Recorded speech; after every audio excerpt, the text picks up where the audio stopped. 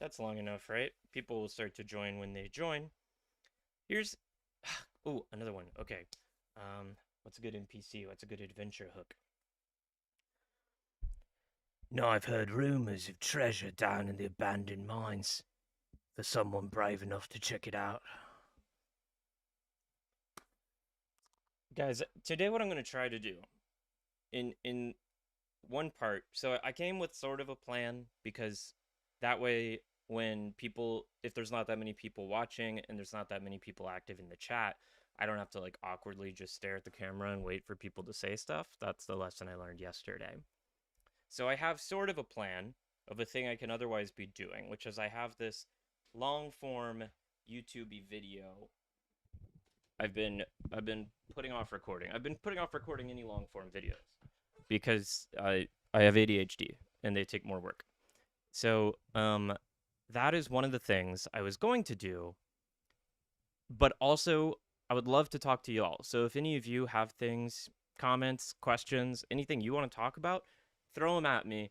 Like I much prefer live interacting with people. That's what I enjoy, and I do not mind procrastinating on the YouTube thing.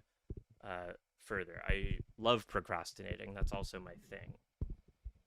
We got some more people joining, which means we got to come up with some NPC hooks. And also, guys, if you're in the chat, you need to help me. This is too many NPC hooks for my little brain to come up with constantly. But let's see. Timu Cone, I've heard of you. Well, if you're anything as strong as they says you are, I think I've got a chore I could really use your help with. Chef Terra J. Interesting you would enter my domain without permission. But perhaps that's the kind of boldness I need.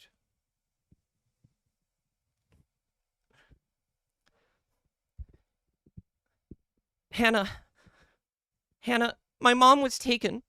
My mom was taken, and I need a big, strong warrior to help me get him back. And if you won't help me, I'm gonna go in by myself. Mom, an NPC is a non-player character in a video game. And those of you who are new, admissions mom is my real mom. NPC is a non-player character in a video game. So what I'm trying to do is I'm improvising lines that a video game, like background character might say to a player to try to entice them onto some sort of quest. For example, Keegan Damron. Well, if I be the devil, you know, I've got an awful fine steel sword I'd like to give away to someone what deserves it. But I don't think I can be parting with it until I've got 50 buckets of chicken feathers. Okay, Godolod, will this stream be good background noise while you play video games? Be honest. What game are you playing? How much focus do you need on the game? Okay, I'm not gonna be able to keep up with everyone anymore. Guys, I'm just gonna start talking about the thing I came to talk about, unless someone else throws a question at me, and then I'll pivot to that. Because I'd rather, if you're here in the chat, I'd rather talk to you about whatever's on your mind, you know? And I don't know, is the sound okay if my mic's over here so I don't have to hold it? Is that fine? Because I gotta be like away from my desk, so I'm not too zoomed in on Instagram.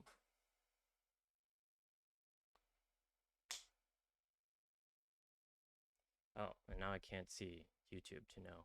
Okay. Hannah had a question. Oh, how did I get involved with UCB? So for those who don't know, UCB is Upright Citizens Brigade. It is an improv theater here in Los Angeles. And, well, good thing my mom is in the chat. So I moved to LA for an unrelated job.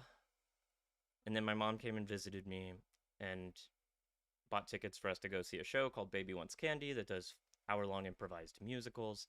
And I fell in love. I'd never really seen improv before, and I saw it and immediately knew it's what I wanted to do, so I just started taking classes. And that show happened to be at UCB. So that is where I went. It's quiet but doable, you say. Well, we can change that. I mean, I could turn up the volume. And I can turn up the gain? Okay. queer epistemology is really interesting. How do we know ourselves? And Hannah, that is an interesting question.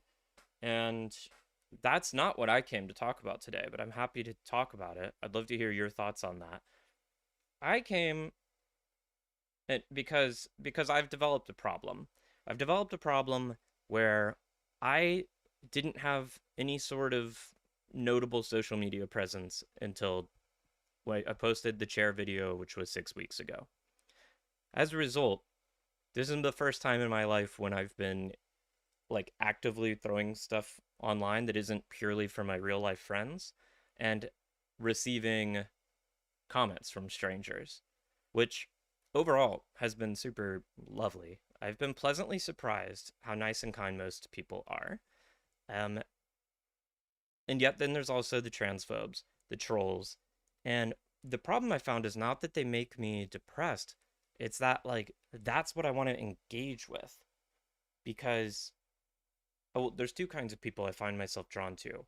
Well-intentioned cis people with questions. I do like engaging with those people.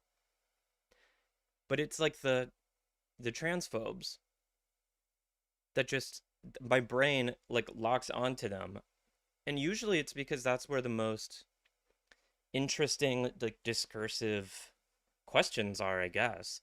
Um like when I see the kinds of I think part of it is that I've so successfully avoided comment sections and Twitter and online discourse in generally in generally online discourse in general over the past decade that my engagement with transphobia has been sort of theoretical.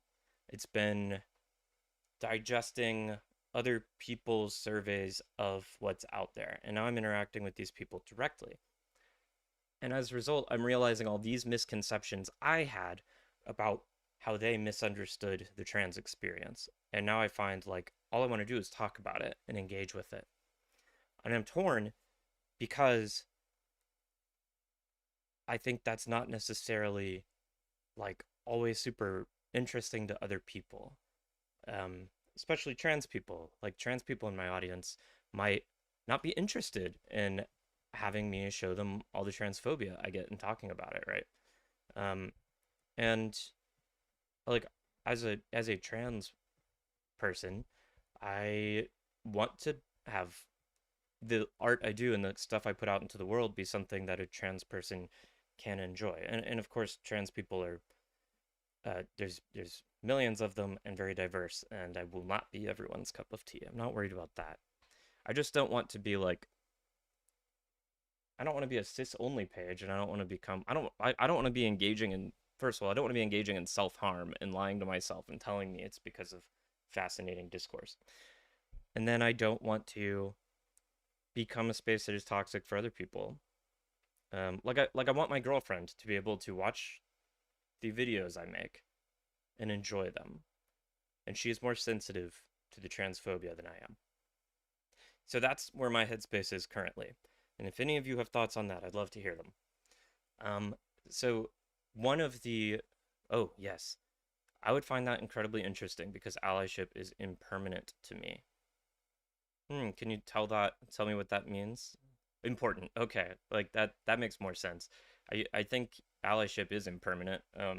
Not a commentary on you, obviously. I don't know you, but it's kind of the nature of it. And can you tell me what you would find interesting about it? I know I talk very fast and y'all are typing, but do you mean questions for the cis ally, like doing my best to engage with those, or hearing what I believe the misconceptions people have are? And welcome everyone who's just coming in. I have like a central subject for that I can return to whenever there's a pause or there's not many people watching, but anyone who's actively here, I'd rather engage with you while you're here. So if you have any questions or topics or things you've been thinking about or things you're trying to understand better, feel free to throw them in the chat.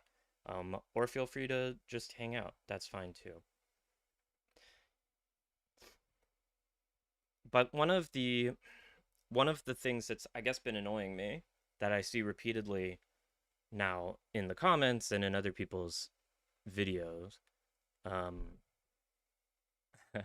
You don't have a lot of you don't you don't have a lot of questions because you have a lot of trans friends. Great. Yeah. I and I think there's a lot of stuff that like I'm just my one little person. I'm my one little brain. I studied philosophy in undergrad, so I like thinking about things and pushing myself to think deeper and deeper about them. Um, and I definitely don't think about transness the way that every trans person does. Actually, if you get a room full of trans people and you ask them, like, completely honestly, try to talk about the kind of deepest elements of the philosophy of transness, they're all going to have different answers.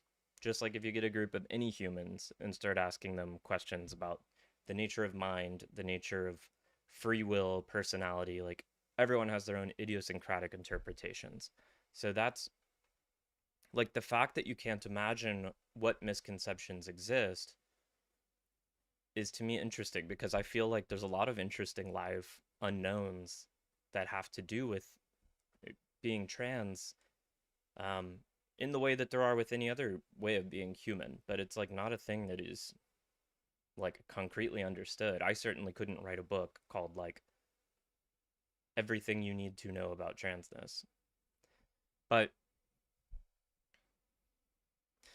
yeah, Eve says it's interesting, though painful at times, because they can engender dialogue. I agree. Philosomoth appropriately asks, is the philosophy of transness synonymous with the philosophy of the self? That's a good question. I don't think synonymous, but I think intimately related. And it also depends on what you mean by philosophy of the self. Do you mean like the analytic approach to the philosophy of personal identity, where self is a technical term derived from a long history within European philosophy, like, or are you talking about philosophy of the self in sort of like a California esoteric philosophy way, which is a very different, entirely different approach to thought? Um, I because your name is Philosomoth, I assume you mean the former. But yeah, like one of the I so when I was in undergrad studying philosophy, I took a seminar, like my advanced philosophy seminar was on personal identity, and one of the papers I wrote, this was years before even knowing I was trans, um, years before I was writing a whole essay about personal identity that like largely had to do with thought experiments around body swapping and gender swapping. So, yeah, I think they're super related. But I think there's also a lot that goes with transness that has to do with um, like philosophy of gender broadly is kind of a cultural philosophy question in a lot of ways. There's also a lot in there that's like sociology and biology, and it gets down to the ontology of sure self, but also the nature of mind, consciousness, the relationship between mind and self and physical body, all that fun stuff. Um, but I think they're very overlapped. Pastor Trotman says, Abigail here. I'm interested with your desire to engage with transphobes. Can you talk about your process to self differentiate in discussion? Can you tell me a little bit more what you mean by self differentiate in discussion? Um, self differentiate myself from whom? From like the transphobes or from the emotions that the transphobia might spur in me or from like the kind of ways I see other trans people talking about things? I'd love to know exactly what you mean there. You will find if you're in this stream asking me questions, I will often ask for clarification. Um, oh, okay. So yeah, how do I avoid letting it feel too personal when I'm interacting with transphobes? I think that I think in part it's just something I've always had a high tolerance for or a high capacity for? Like, this is a question I've pondered often because, um, like, so much about me should have lent itself to me being bullied in school. And in part, I was very lucky to go to a small private school where the class size was small enough that we all kind of knew each other as individuals. And so, like, people weren't as likely to just be bullied for being queer or being a nerd. It was also like a scholastically high achieving high school, so everyone was a nerd. Um, but even still, of course, people were bullied, and I was not. And I think in large part, I just didn't give people the reactions they wanted. I wasn't a fun target because I didn't care what they were saying necessarily. Um, I think I was very lucky to have parents who it was very important to both my parents to raise us with a strong sense of self. I've been talking to my mom about this recently, but like as long as I can remember, my parents have been treating us as adults, even when we were kids. Like, not like fully like adults, but they were treating us like human beings with our own minds and preferences and selves. And decisions were made together as a family, and we were all respected as free individuals in like a shared family unit rather than being treated like I see a lot of other people treated by parents, which is like as property or as a pet until you're kind of old enough to rebel. Um, and I think that probably helped me a lot develop a strong sense of self and a strong sense of like autonomy and value. This is my theory in retrospect. And I've been thinking about this because of this, trying to understand like why is it that it's easier for me to engage with the transphobia. I think also I've just been engaging with it for less time because I sequestered it away. I wasn't interested. I wasn't getting in flame wars on Twitter. I wasn't in Reddit comment sections. So I'm kind of like coming off the bench with like a put me in coach energy. And I think so many other people have been maybe had that same capacity 8 years ago, and it's just been exhausted in a way that mine hasn't yet. Like, we'll see how long it lasts. It's only been a month.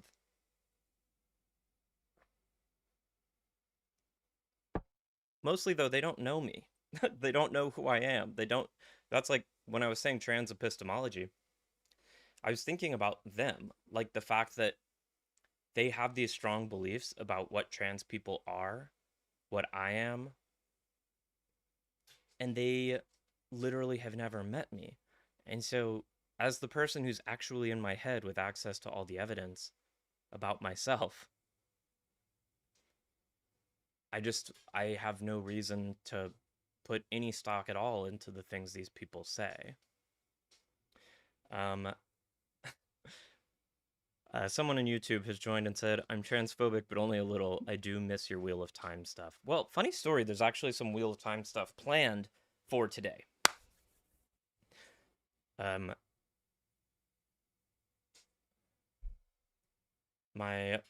yeah, that's what you mean by trying to imagine true misconceptions instead of just nonsense, because that would make it hard to engage with the transphobes.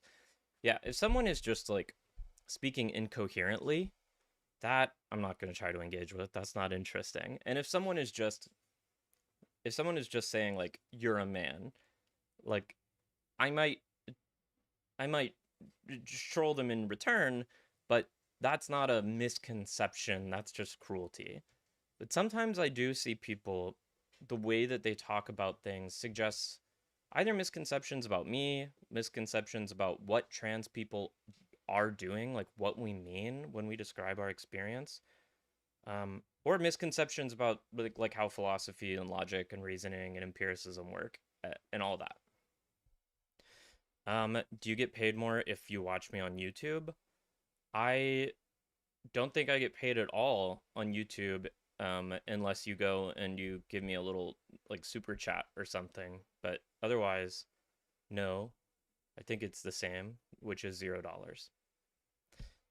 Also, hello to the people joining in My mom says, do you think the fact that you have a big support at home and from the people I love has bolstered my ability to engage? Yeah, 100%. Like, that's the other big part of it is I'm super lucky. I have amazing parents and siblings. I have a girlfriend whom I love and is super supportive. Like, I have tons of great friends. Like, I'm extraordinarily lucky for a trans person to have the social network and the support I do, which definitely also makes it easier. You'll open me up on YouTube as well, just in case. Well, thank you. So now I think I'm going to move into this weird part where I'm going to be trying to record sort of a YouTube video, which means I might not be reading the chat. What do you think? Does that feel weird? Would you be offended in the chat if I did that? It's okay if you would. We can just keep talking.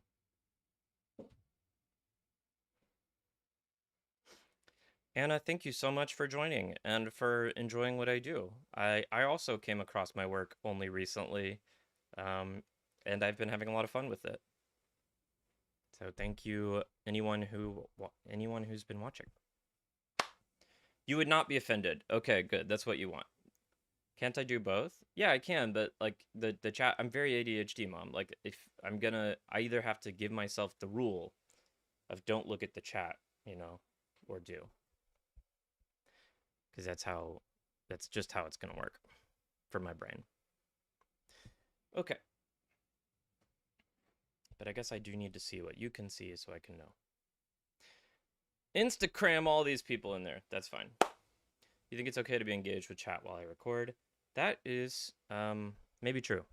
And I don't know if your name is Car Lizard, or if you're Carly Zard, or if you're Carl Izard, or if you're Carliz Ard, but thank you so much. Okay. Let me pull up the comment that inspired it all. I will read it to you, my friends. This is not the comment that inspired it all, it's just like the most recent one. So, it's what's on my head. I ill-advisedly got myself involved in a longer discussion than intended with a guy that I knew wasn't actually trying to have a conversation. I was just having fun. But the last message is this, where basically I said, trans people aren't demanding you say anything, the classic thing, like whatever. I said, I know who I am, and like all I want is for the state to leave me alone.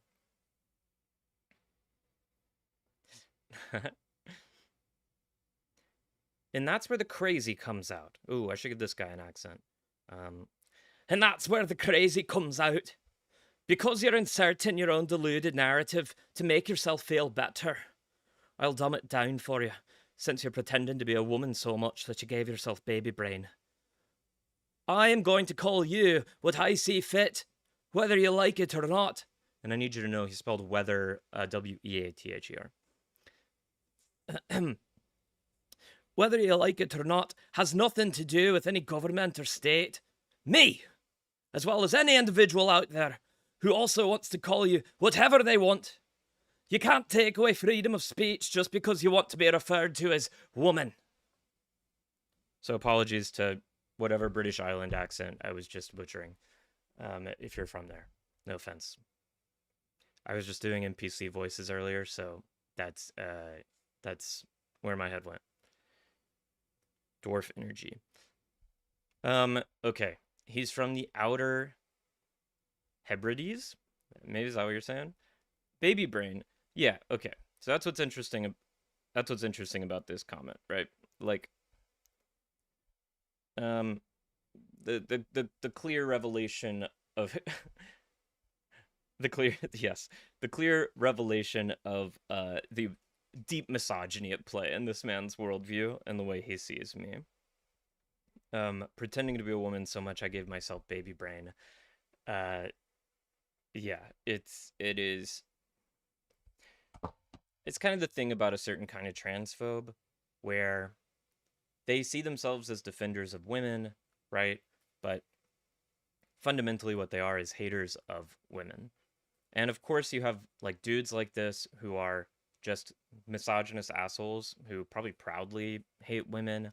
And they see my willing association with femininity and even my claim to the label of woman as like marking me as deluded, um, foolish, insane, perhaps, because in his worldview, like he is superior in virtue of being man. I had claim to that superiority as well, and I'm willingly discarding it. And his options are either like question the inherent superior value that he ascribes to his own manhood, or assume that what I'm doing is fundamentally irrational. But I can't, in his worldview, be a rational agent making a choice that is correct for me and good for me, and he stays superior in virtue of being man. And so something's got to give. And he chooses to preserve his worldview over respecting me as a fellow human being. It's easy enough, simple enough. Then there's the interesting variant of that exact same kind of thought process, which is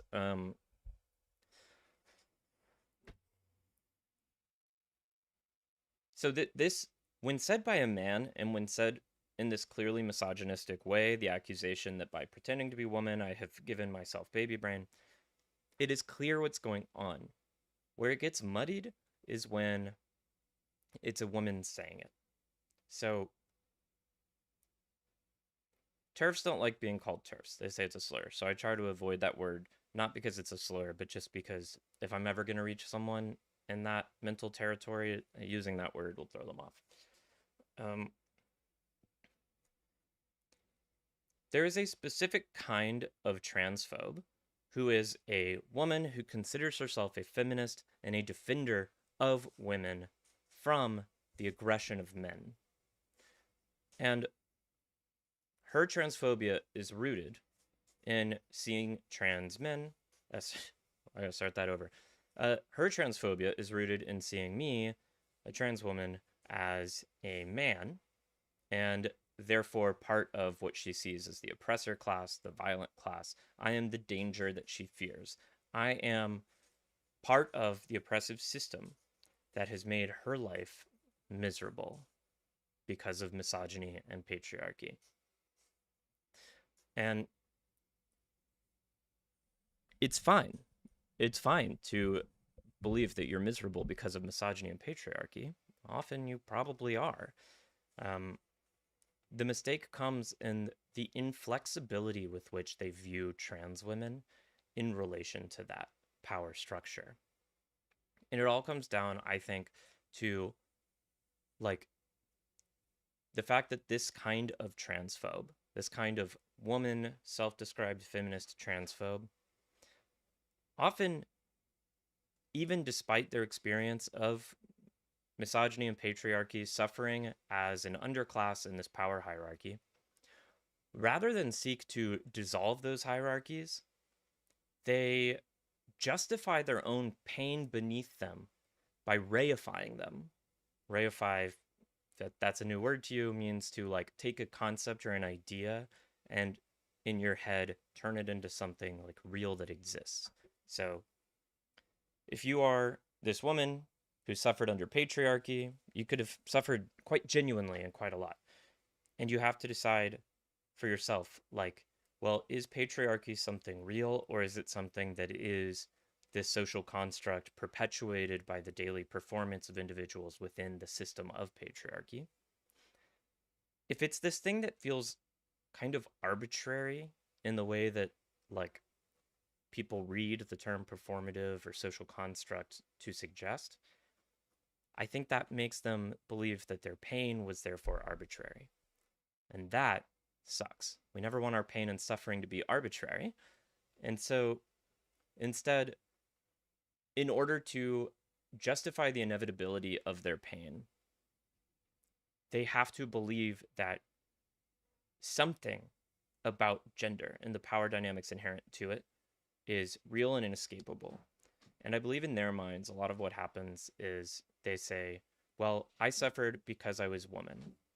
There's nothing I could do about that. I was born a woman, therefore I suffered. When they see a trans woman who is like aspiring to or claiming membership within womanhood who wasn't born woman, I think there's like a few things going on there. I think that they um on the one hand, to them when they say like you're destroying what woman means or whatever, like what a trans person is doing in a lot of ways is challenging the necessariness of their like woman identity. That is what we're doing. Like we're questioning whether or not you had to be a woman, whether or not you were free to be something else, something that might have made your life better. Um, and in that sense, we are a threat to their concept of their womanhood as inevitable and as unavoidable. Even if they thought about it and realized they still were a woman, like even the fact that it was something to think about is dangerous to them. I also think, though, what's happening for most of these women who aren't like, I think a lot of cis women maybe start with that kind of mentality. I think it's a natural, intuitive way to think about it. But if you don't know trans women, if you haven't met us, and I think there's a lot of psychological motivations to exist somewhere in that space. I think the people who become TERFs, strident transphobic TERFs, the people like J.K. Rowling who, are festering over in the British Isles right now, I think what prevents them from being able to grow and understand and accept and change and incorporate trans women into their worldview and start to recognize them as potential allies and as offering a form of freedom from the gendered systems that have caused them so much pain. I think these people crave and worship power. Their response to like being the person underneath the boot of patriarchy isn't let's destroy all the boots. It's, well, why am I not in the boot? That sucks. My life sucks because I'm the one under the boot, not the one wearing it. And when you see a trans woman, and this is your worldview, when you see a trans woman, what you're seeing, I think, often is this is a person who had this birthright to the male privilege I, as a worshiper of oppressive power, I craved, and I didn't have access to that power. And I've spent my whole life bemoaning how unfair it was that I was the one under the boot. And this is a person who was offered the boot and chose to climb under it with me. They either, that like this is another situation where that interpretation of us, if that's your system and that's how we get rendered within it, in order to preserve your beliefs, in order to preserve the concepts you use to make sense of your life, your suffering, your pain, the way you fit into society, the way how everything works, that trans woman cannot be a rational human agent who has taken the time to consider all the factors in their life and then made a rational choice, an authentic, rational choice for themselves. That just would be a fatal blow to their understanding of the world. Instead, we get rendered as one of kind of three broad things usually. A, we're just insane. B, we're lying, and we have some ulterior motive, right? We don't actually identify as a woman. None of that's real. What we are is a man who wants to put on a dress to go harm women in the bathroom. And that's why we're claiming this. The only reason a man would offer up this violent authority is in pursuit of some other kind of violence. Or the third option is kind of a variant of the first one, and that's the autogynephile thing. That's why TERFs are so fond of this word, autogynephile, so fond of the accusation that trans women are fundamentally fetishists. It is because by dismissing us as simply degenerate perverts focused solely on sexual gratification and kink, then again, it's a way of not necessarily saying we're fully insane, but by dismissing us as rational agents in pursuit of a broader, more human, and like a comprehensive, self-oriented goal. So that is my thoughts of those. And let's see. Do, do, do, do, do, do. Can you work the resolutions of the feminist sex wars into this explanation, or would that take too long for the length of video I'm shooting for?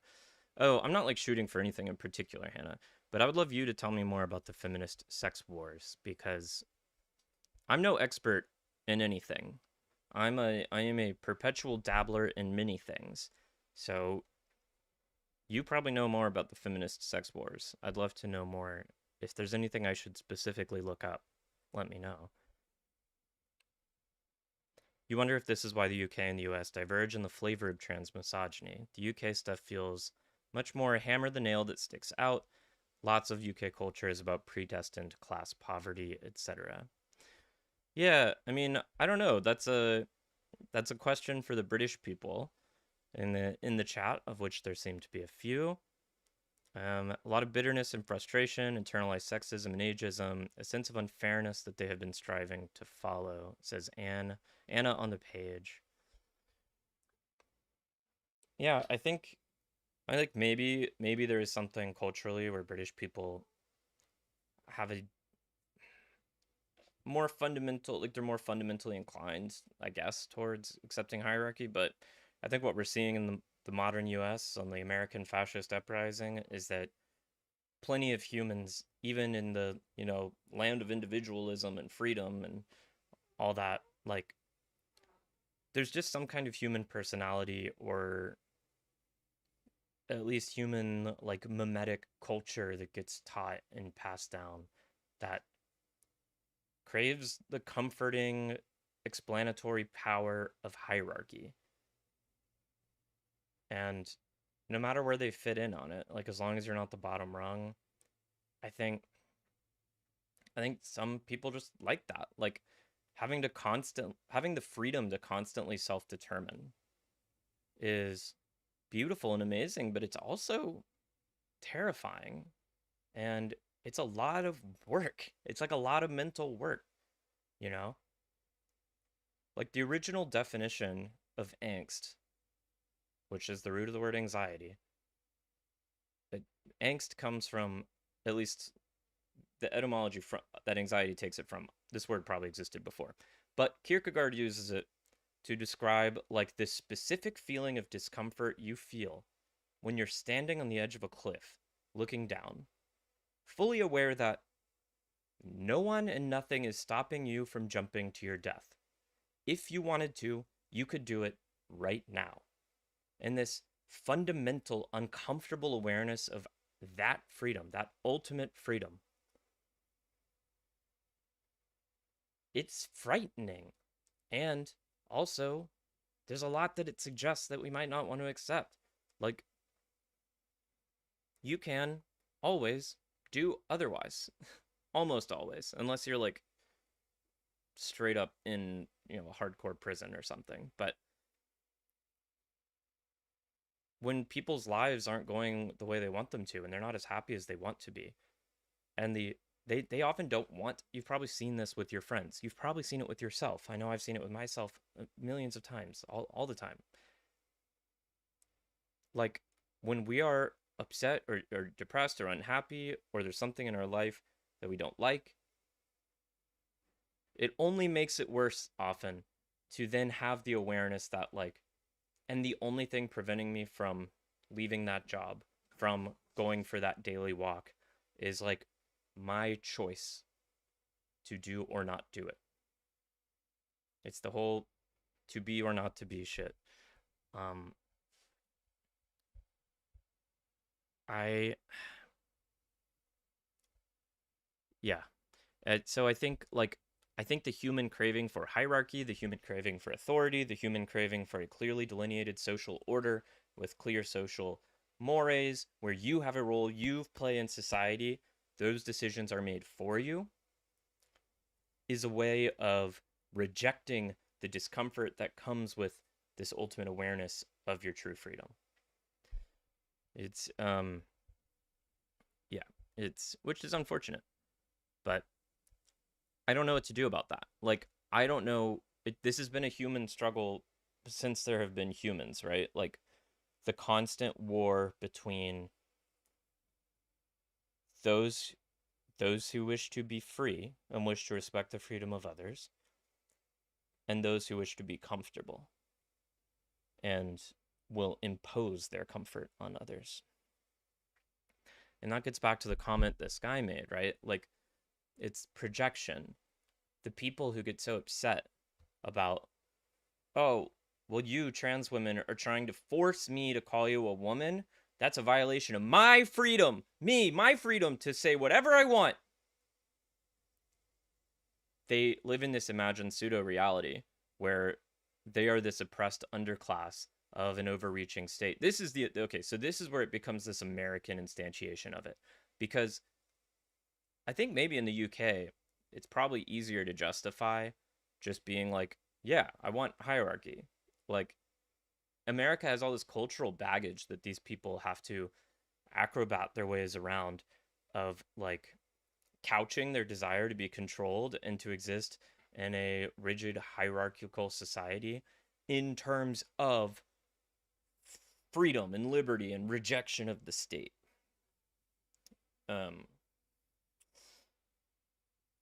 So they render what's happening now at a time when, like, hundreds of anti-trans bills are being introduced, right? When trans people are being attacked by most states, by the federal government, when there are congresswomen calling trans students slurs proudly in public, and there's no consequences. They still have to understand the world and render it in terms of, you are trying to force me to call you woman. By sharing your experience with me, sharing your preference, and asking me to treat you in a certain way, you're trying to force me to do something, actually. You're the one who's trying to force something on me. I'm the one who wants the freedom to call you whatever I want. Anyway, certain rules on a false promise, and the existence of or freedom of women who don't follow those rules shows them the system is never going to reward them for following the rules. There's no winning. Yeah, there's no winning within patriarchy. There's no winning. Well, okay, and that's the problem. It's like any good pyramid scheme. Patriarchy, capitalism, any pyramid-shaped top-down hierarchical structure of centralizing power, they're all pyramid schemes. And the thing about a pyramid scheme is there are people in those upper echelons, and their lives are great because they're on top of the pyramid. And people look to them and say, well, that's what I want to be. And when they imagine like a radically egalitarian society, which means that there aren't those top levels of the pyramid, you can't aspire to be J.K. Rowling with a cigar on a yacht in the Mediterranean, manipulating world politics. Like,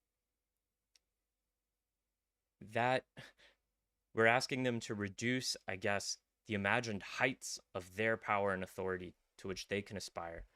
And that feels like taking something from them. Because they just want to be on top. They just want to be the oppressor. As much as they always have to see themselves and somehow the oppressed, it is because they want to be the oppressor. And they have to project that psychology onto us because we must want the same thing. Trans women must fundamentally somehow be trying to become the oppressor because that's what informs their decisions. So that's surely what informs the decisions of trans women. And of course, some do. There's millions of trans women. They're just humans. Some of them suck. A lot of them do. Like every human group.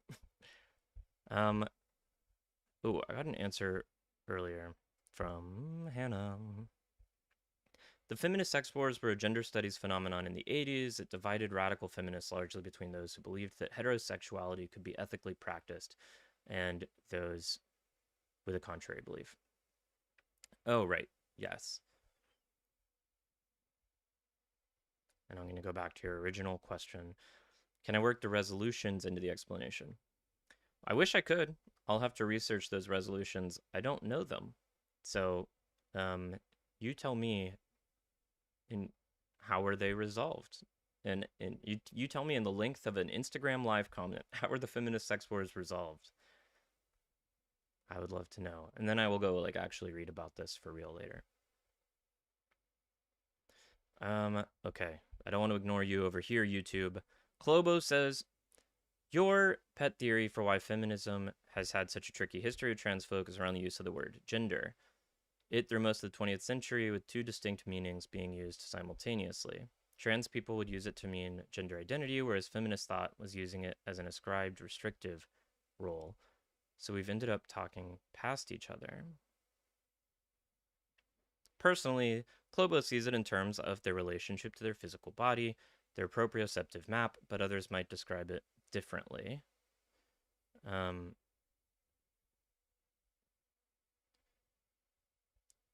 Yeah, I mean, of course, like so much of what happens in any sort of debate, discourse, social conversation has to do a lot with the fact that people don't define terms clearly, that people prevaricate, which means like switch between the uses of words. And they, yeah, and language is imperfect. Like that's the whole point of that chair video is no matter how hard we try to use language to achieve clarity, language is fundamentally unclear. And that's an issue. And as far as the word gender goes, I mean, I don't know enough about the history of feminism to say whether or not in the 20th century cis feminists and trans feminists were using the word differently. But I would be surprised if that were true. I mean, the first popularization of gender in reference to any kind of human phenomenon outside of like literal linguistic gender, like whether a word is masculine or feminine, was this like 1940s US surgeon who was using it as part of a justificatory schema to impose corrective genital surgery on intersex people to fit them to their appropriate gender. And I don't know when it became a popular term to be used by cis women or when it became like synonymous with sex in the way that it often is now. Um, like when Judith Butler, who at least popularized the ideas of like a lot of ideas of gender theory and gender performativity, that was very much a trans inclusive argument. So I don't know. Anyone who knows better than I do, I'd love to hear your thought. But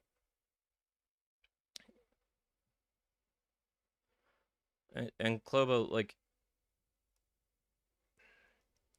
we're so trans people were using gender to refer to their like internal gender identity, whereas feminist thought was using it as an ascribed restrictive role.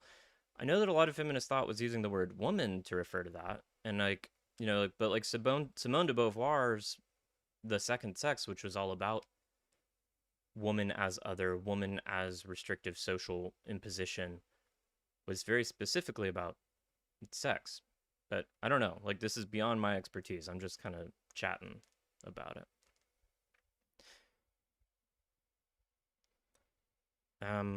Someone also asked, cease to know, what is the best definition of woman you've heard? You're a trans woman, by the way.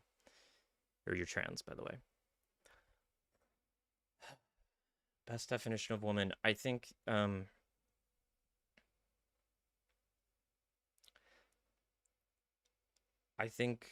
it depends on what kind of definition you're looking for. This is like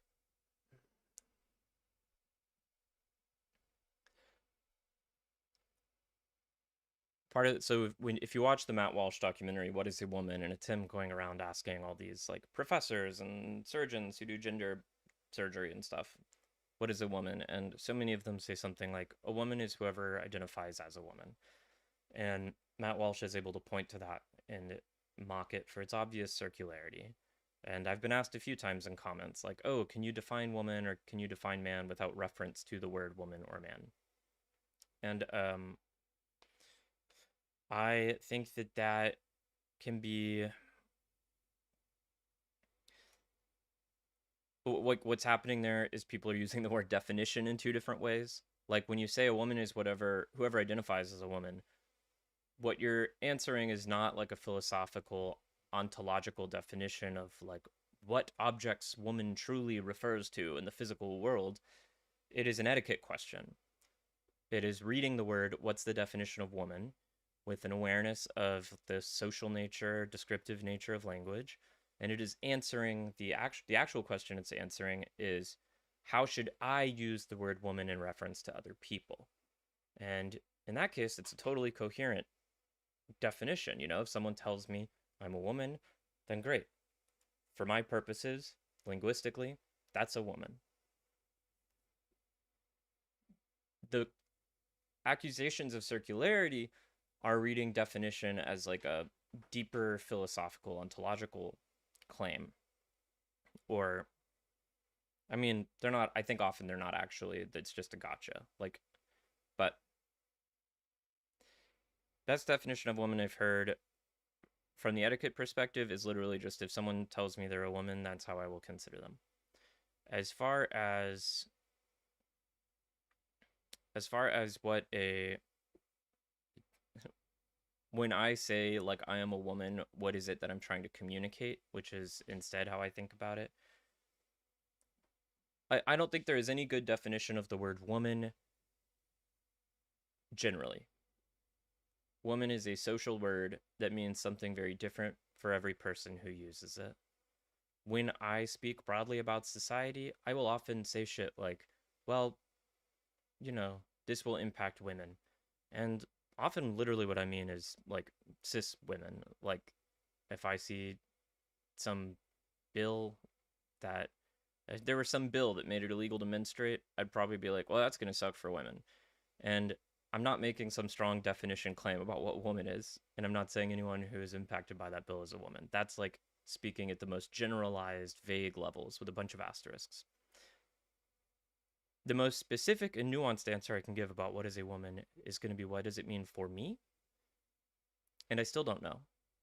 Like, it's still, it's that is where it becomes most empirical in my experience. I know that I prefer to be referred to with she, her pronouns. I have run those experiments. I have existed. I spent 25 years as a he, him. I spent 2 years as a they, them in a brand new social context. And I've spent years as a she, her. And I just like it better. I don't know what that means. I just know that that's true. Um, I prefer when other people treat me in the way that they tend to treat women in their social understanding. Not the misogyny ways, but like just the parts of the fun cultural game, the like, I don't know. It's, I guess often how I think about it is if you imagine culture as a game and you imagine man and woman as like playable classes in that game that will change how other people interact with your character. When I look out at the world and I observe what tends to happen with this playable class of man, what tends to happen with this playable class of woman, this one is just more fun to me. Woman is the more fun role, so that's the one I choose. This is separate from my identity as like a transsexual person. That's like my pure gendered thing. And I think like I could have that association, I could have this preference, and I could be a transgender woman without having any body dysphoria whatsoever. It's just a saying, hey, in this big game we're all playing, I want to be this. So in addition to that, I also have a lot of body dysphoria, like about my sexed traits. And I don't think they're necessarily linked. I think they seem to be quite correlated for whatever reason. And I do think that the fact that I had a sort of deeply undeniable body sex dysphoria, where whatever expectation map my brain has of my physical form was not in alignment with my physical body, which caused distress, aka dysphoria. The fact of that is what gave me, living in our culture, like, cause to question all the assumptions I might otherwise have made about myself and about how I fit into the culture around me. I think, had I not had gender dysphoria or body dysphoria, it probably would have been a lot harder for me to recognize, access, believe in all the totally legitimate social gender dysphoria parts, the game part. Because it's like the body stuff that's fundamentally painful and forces me to think about this stuff when I don't want to, or did before I came out. So that's my definition for what is a woman. Was that helpful? um,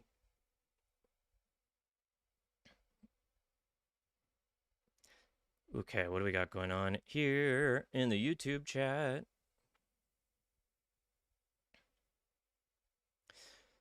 Yeah, so y'all are kind of talking about like the body map versus the social roles, and there's both. Like, they're both different things. They're related things. They're intimately related. And those social roles often get ascribed to people based on what they assume about the nature of your body, because too many people think that they are one and the same. It's like there's there's some RPG games where if you're going to be a barbarian, you have to be a male. Or if you're going to be a white mage, you have to be female in like old systems. And that's how people see these gendered class roles. Yeah. There's a super interesting article on the history of the word. Great. Yeah, I'm getting my history of the word gender specifically from Judith Butler's book from last year, Who's Afraid of Gender? And so if I'm wrong, I'm probably misremembering what they wrote about it.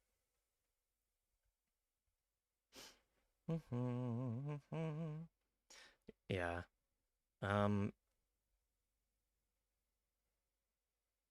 Your definition of woman, adult human female asterisk. The asterisk is why you're only a little transphobic.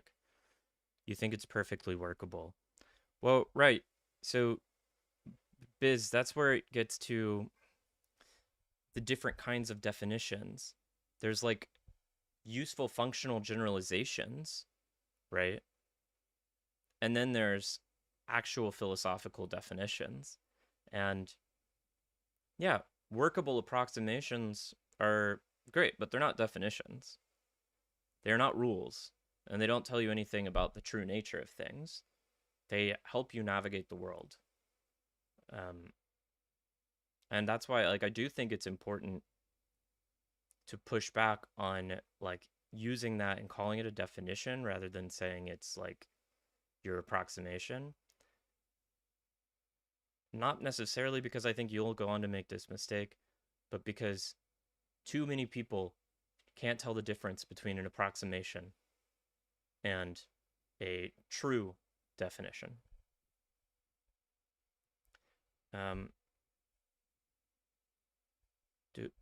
Oh, I'm missing all the cool comments.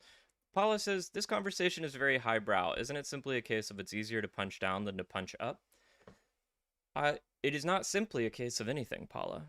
I think that is a part of it. But, okay, so this is where I've had this conversation with a lot of people where, like, I try to go into these, I do my best to, like, really understand, why is this transphobia happening the way it is right now in this context? And I've often had it suggested in response that, like, well, it's just an attempt at control. It's just that trans people are the scapegoat, right? Like, that's why all the politicians are talking about it. Oh, shit. My camera died. My camera died. Okay, let me swap out my camera here. Poor little camera got overheated. You can still hear me, I believe. You should be able to still hear me. Let me know if you can't still hear me, because that would be a bigger problem.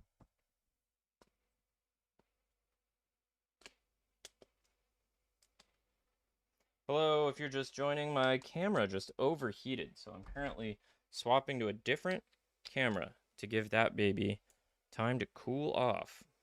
I even had it sitting on an ice pack and everything, but it's hot in my house, and we do what we do.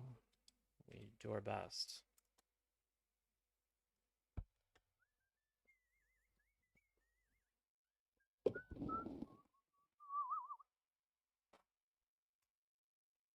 We do our best. Yes, we do.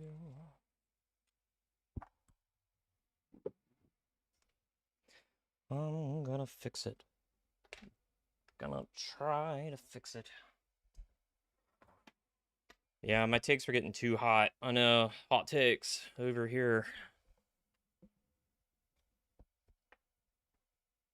I should, I guess, have a backup camera in the future, because this is gonna be a recurring issue. I can tell.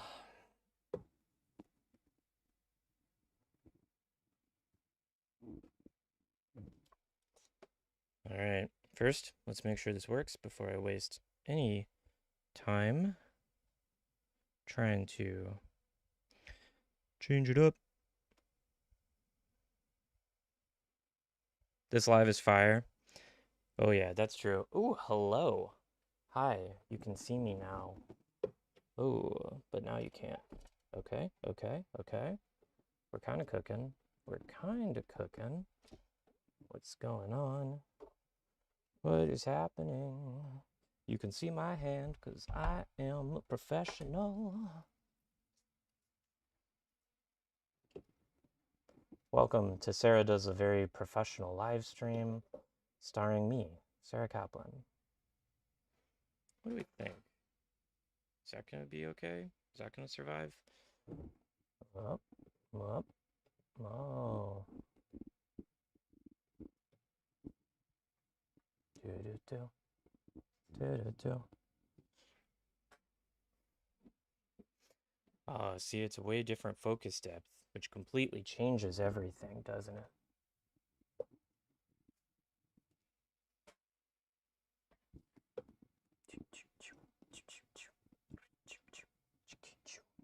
Thanks for bearing with me, everyone. Sorry for the weirdness.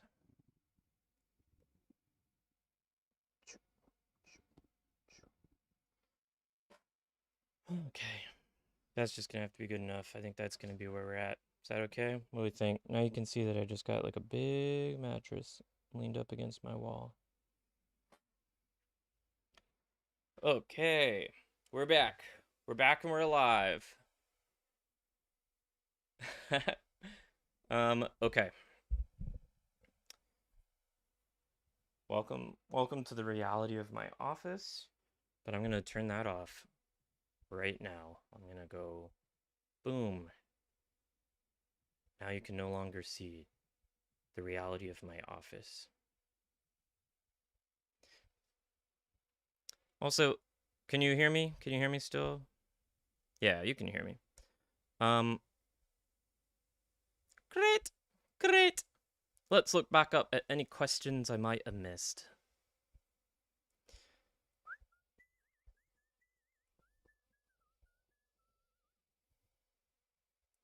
All language is an agreement of meaning, right? Like money is. It can't possibly have concrete ontological meaning. You say that, Anna, and yet people would disagree. People don't want to exist in a world of constant social negotiation. People want to feel like they know stuff, because, I mean, I can get like real Jordan Peterson on you. Like, evolutionarily, humans were very weak and fragile creatures trying their best to survive in the savannah. And as a result, we developed, in our Jungian shadow psychology, a deep associative fear with the unknown. The unknown came to represent the tiger lurking in the brush. The unknown was the berry that might be poisonous. And that unknown symbolically became associated with any failure to understand the world around you. When we are faced with the imperfection of language, the uncertainty of meaning, we feel the same anxiety that our ancestors felt, wondering if there was a tiger rustling in the grass. How is that? What do we think? Could I be Jordan Peterson?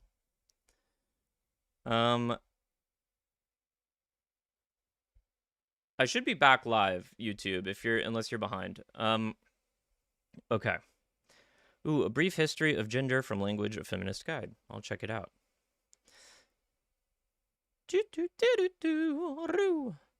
This D says workable is important, and I'd put more stock in biology than philosophy. I'd love to hear more about like what that is in your mind. So the natural sciences evolved out of philosophy. Like they are one continuous spectrum of the ways that humans seek to understand the world. And in ancient Greece, for example, scientists and philosophers were the same profession. Like Aristotle was the #1 scientific authority of his day. What they thought of as science and how they approached it was a little different, but still.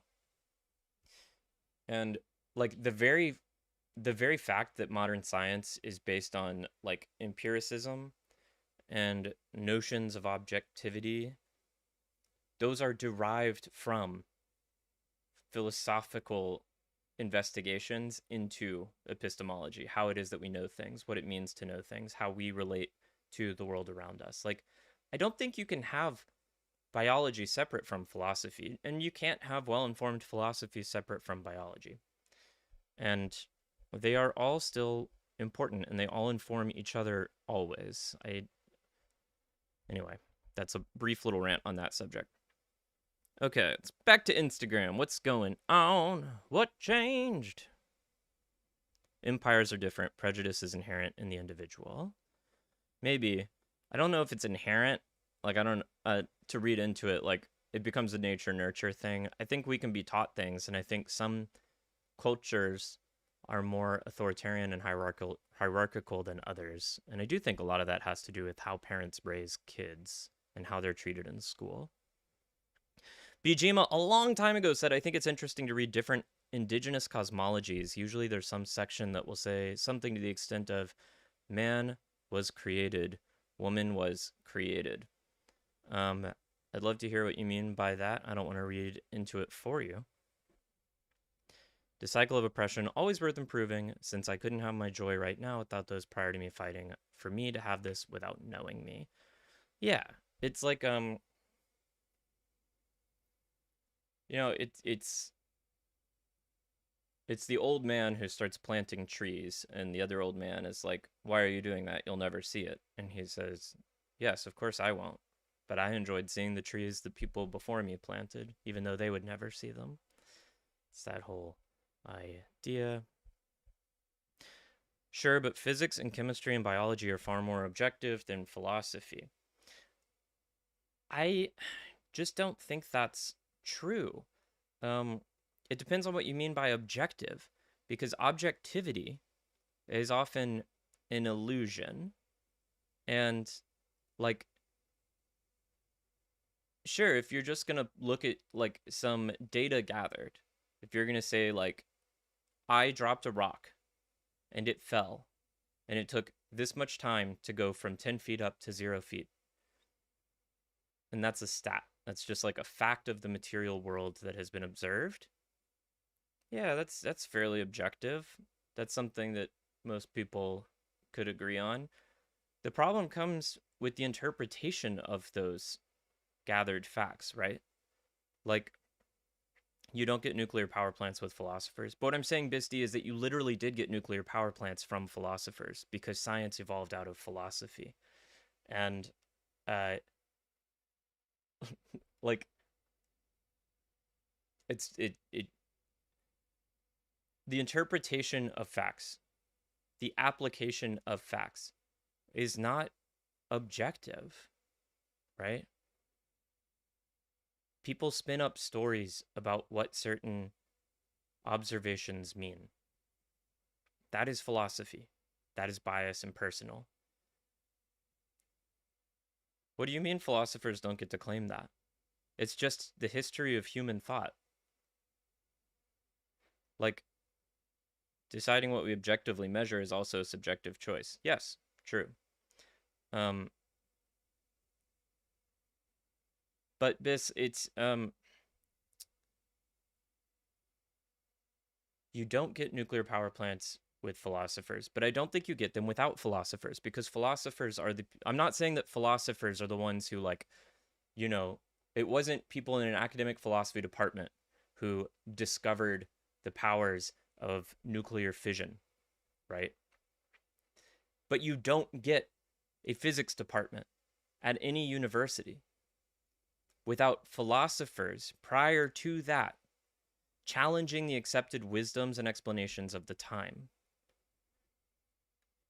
Physics as an empirical pursuit literally evolved out of schools of rationalist philosophy that sought to challenge the dominant, like, belief systems of their eras, from the Catholic Church to the 2,000-year dominion of, like, Aristotle's incorrect understanding of the world.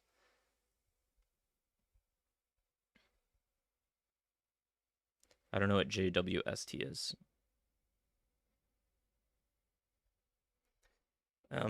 But it gets all based on it. And you also don't get nuclear power plants from people just doing physics. You only get them from people gathering the empirical facts of how long things take to drop, of how much energy is released, and at what spectrum of light when you throw two protons together at super high speeds. Then the questions of what to do with that empirical fact is not objective. Going from that objective empirical information to the nuclear power plant is not an objective process of empiricism. It could become the nuclear power plant. It could become the atomic bomb. It's the same physics at play, right? The choice that a society makes to either build the bomb or to build the power plant is a philosophical choice. It is not an objective choice. It is a moral and social choice that humans make together, informed by their understanding of, like, moral priorities. That's all I'm saying. Yeah, and as Carlyle points out, I'm not talking about credit. I'm talking about where ideas come from and how they function. I'm not saying that, like, I, as someone with an undergraduate degree in philosophy, should be receiving dividends from any money made by a nuclear power plant. I'm saying you can't, like, philosophy can't be thrown away. It is not now, like, useless. It is what informs how science gets used and applied. Like, the Zyklon B being used in concentration camps was the result of science. Whether or not to use it was not empirical. To be more precise, you're saying the great divide of philosophy and hard science is the scientific method. And again, I'm just saying that's not true. And I'll move on from this discussion. The scientific method is literally a philosophical position. Whether or not that's how you approach the world is literally a philosophical position first. Every scientist has to adopt that philosophy of the scientific method in order to buy into the project of empirical science. I took a great class in college called Philosophy of Quantum Mechanics that was a lot about this. But anyway, it's not okay. Philosophy is not useless. It's essential, but it doesn't supersede science. And I'm not saying it supersedes it. I'm saying they're interwoven and inextricable. So when you say, like, you'll stick with biology over philosophy in terms of defining woman, like, the word woman is not a scientific term. Let me put it that way.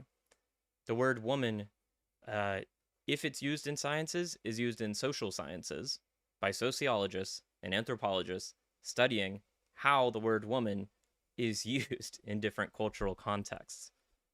Biologists aren't interested in the word woman, right? And also, like, biologists would tell you that the definition of woman as adult human female is itself like a super overgeneralized definition. What is female? What is adult? What do those refer to? What is human? Where in the evolutionary line do you draw the line at which you go from, Homo habilis to Homo sapiens? Can you have Neanderthal women? Were they humans? I don't know. What is a female? Female and male refer to huge varieties of sex-based traits that are associated and correlated but not inextricably linked. And so to even say I have a scientific understanding of who is female and who isn't is like to deny what an actual biologist would tell you about the nature of sex. And that's what I'm saying. Like, that's where it all becomes interwoven with philosophy. That is not like an objective scientific definition. That is a cultural definition with cultural definitions of adult and of human and of female. Okay, so you're asking, can I ask a potentially offensive question? I accept that you are a woman, but are you a male? And yeah, I mean, that's exactly the point, right? Like, am I a male? And it's not a clean question. I don't fit neatly into a binary of male or female at this point in my life. I have, for many years, mostly been in a body that is fueled by and determined by estrogen. I have lower testosterone levels than your average cis woman, and I have higher estrogen levels than your average cis woman. I have, like, breasts that are natural and developed. I have not had breast augmentation surgery. I have breasts that I have grown as the result of the introduction of estrogen to my system. The way that, like, my body feels and smells is more in line with what, is more in line with what would be considered female. But of course, female itself refers to a whole wide variety of different spectrums that, again, vary independently. So, like, and then there's other ways in which, yeah, like, I would be more closely aligned with the loose clustered category of male. For example, I do have a phallus for now, and I'm 6 feet tall. That's like more in a male range of height than a female one, I guess. But there's also plenty of cis females who are taller than me. So this is where we disagree. You think it's a clean question, right? And that is going to be where we disagree. And I will tell you, that's not you picking the objective answer of biology. That's you picking your preferred philosophical position on the nature of sex. Because biologists will tell you that it is a very messy question. It is biologists, scientists, who understand better than anyone how messy that question is. So I don't mind if you want to think it's a clean question. I just don't. What I won't accept is you saying it's a clean question and that you are allied with the objective positions of empirical hard science. But you can go ask a biologist about that. Let's move on. Oh, now you need a cartoon character to go with the Peterson voice? Yeah, maybe I'll do more Petersons. Goes to the comedian for healing. I heard you were good with humors. It's a good joke. Anna on the page says, I struggle with both science and philosophy when neither claim objectivity. They're written by people who have their own views and agendas. Yeah, and I should be clear, I'm not saying philosophy is objective. I'm saying objectivity is an illusion. It's an illusion, and it is a privilege to be able to claim yourself as an objective observer and determinator of the world around you. Like, people who are men often claim to be being objective as in opposition to women, right? Because of the place that men occupy in the power hierarchy, they are able to see themselves as this kind of neutral, default, objective observer who just have what is the true default human view of the world, as opposed to women who are women. Like, men are humans, and then there's women. And what they do is informed by their womanliness, their emotionality, by their, it's still like, oh, do you actually feel this right now? Do you actually believe this? Or are you having PMS, right? It's that whole accusation and positioning of myself as as the agent of objectivity. Oh, hello, baby. Speaking of objective, this guy, here's one objective truth.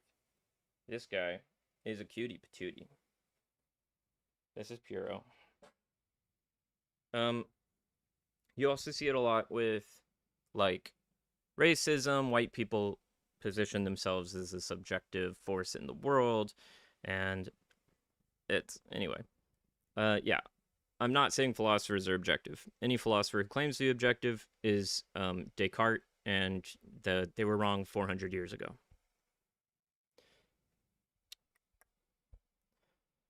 I think what's important instead is to recognize the ways that we are, in fact, not objective. Like, when you are convinced you're being objective, that's when you are most liable to making errors. Because I don't know why the Jesus quote is what pops into my head, but, like, you're focusing on the spots in other people's eyes and ignoring the log in your own. Like, you need to be constantly challenging your own objectivity. Most of all, like, most primary of all, that needs to be the recurring, cycling self-skepticism of, like, what is informing my belief about this? And not necessarily because finding the factor informing what you believe necessarily invalidates it. But it's important to understand why we believe things. Because then I might understand, for instance, my understanding of myself as woman is based on all of these experiences and feelings and emotions. I'm not making a claim of biological fact. And in fact, I don't believe that anyone is. People are told whether they're a man or a woman, and they just accept it. They believe it. And most cis people who don't experience any kind of gender or bodily dysphoria aren't given reason to question the naturalness and assumed truth of it, right? But that doesn't mean that their gender identity is cleaner or more objective. It just means that it's less examined.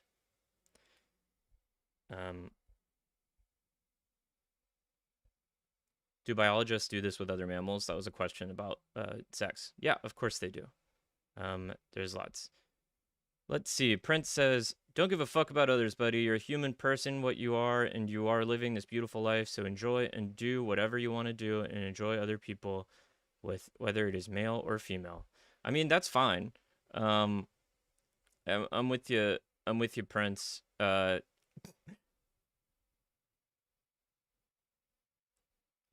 glad you're supportive, and I'm going to accept that. Advice for those starting this journey, asks the Hulk of Steel in Instagram. Are you talking about the journey of being trans, or of trying to understand transness, trying to understand and explore yourself? Either way, my advice is,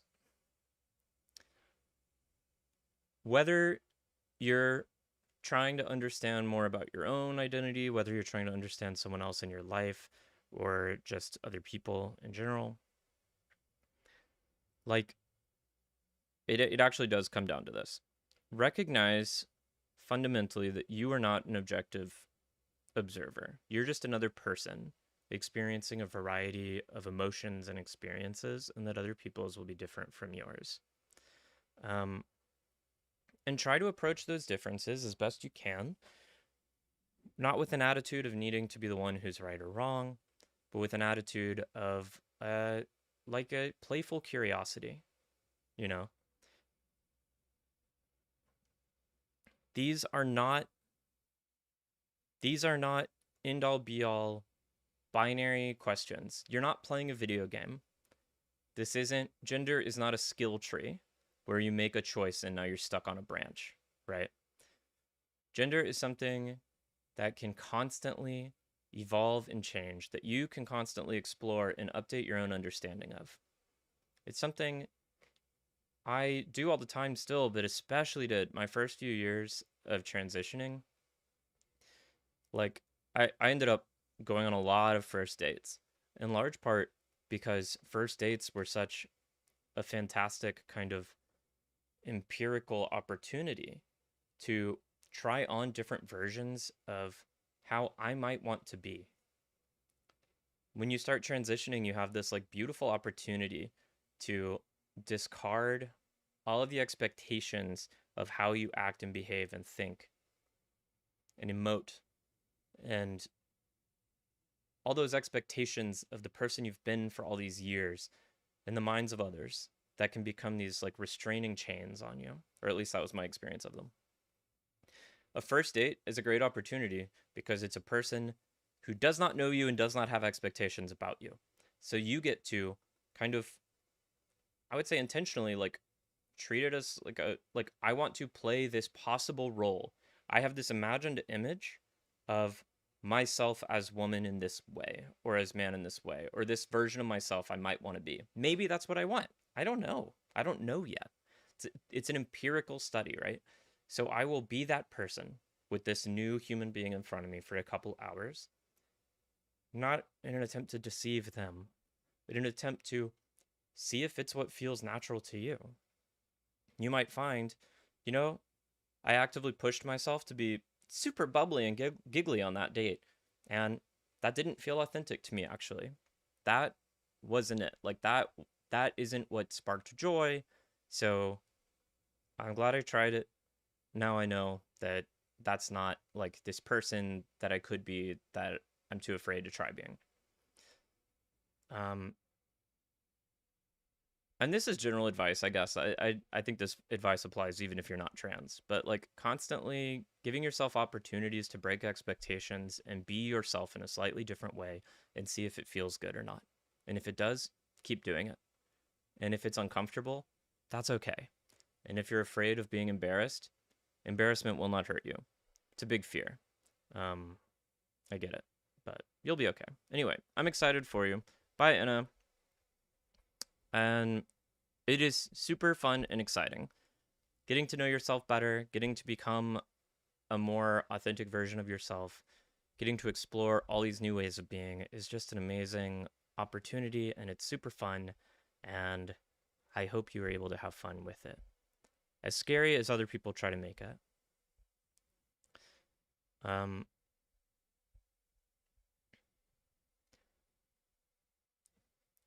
Yeah. It is a skill tree if you go to the gym and get as big as a house. Yeah, I guess that's true. That truly makes a lot of sense. Wear yourself as you see yourself. Why does the public have such a hard time accepting that? Yeah, I mean, it gets down to like the fact that people don't want to accept their own freedom to determine their own lives. People want to, the path of least resistance is to play the role assigned to you. Play the role you've been playing. Be the person others expect you to be. That's just easy. You already know what you're doing. Your plan is laid out in front of you, and other people won't point out if you do something a little different, right? But you can always change that. You can always be someone different. You can always choose, you know what, today, I don't normally talk to strangers. Today, I'm going to say something nice to that. To it. I'm going to pick someone I don't know in the coffee shop this morning, and I'm going to say something nice to them. See what happens. Maybe I'll like being that kind of person. Maybe I won't. And the more you experiment, the more you treat existing as a form of play and experimentation and fun, and are able to lighten the death grip on this rigid sense of like who you need to be, I think life becomes more interesting, more malleable, more fun. Yeah, breaking the rules of the game, as my mom says. Um, it is. It is exactly breaking the rules of the game. And you might be breaking the rules of the cultural game, or you might be breaking the rules of your own personal game. Like, when I was in high school, I did not give hugs, right? That was just the thing. I didn't like hugs. I didn't like physical contact. In retrospect, a lot of that had to do with dysphoria, but I didn't understand it at the time. I just knew that hugs were uncomfortable. And anytime I would try to change that because I didn't want to be that person. Anytime like I had dinner with my grandparents and I would offer my grandmother a hug, it became a huge deal of, oh, wow, a hug. It's so special. I thought you didn't do hugs, right? And it's the calling out of the inconsistency. It's people always love to point out when someone is acting out of character or trying something new. And that prevented me from wanting to try it. I was like, wait, well, this is really, it's hard for me to push myself to act in a way that's different. And I want to just be allowed to do it. I don't want to have to then face this like social ribbalding calling it out that I'm doing it, right? That was my teenage perspective. But it's actually okay. I try not to ribald others when I see them trying a different way of being as a result, because I want to just support it. I don't want to like make them feel more uncomfortable than they already are. But it's also worth doing it yourself. It's worth saying, fuck the ribalding. I accept the benefits. Or yeah, crabs in a bucket. One crab breaks for freedom, the others will drag it back in. Exactly, yeah. It's like all these forms of social control, and most of it's not intentional or malevolent. It's just like learned and internal and unconscious. Joe Berlin says, yeah, it's like commenting on a usually quiet child being more forward. Exactly. I don't know why people do that. They like, if someone is taking a step to be brave and break the expectations and stop being so shy or whatever, like, that's amazing. Let them do it. Just be happy they're doing it.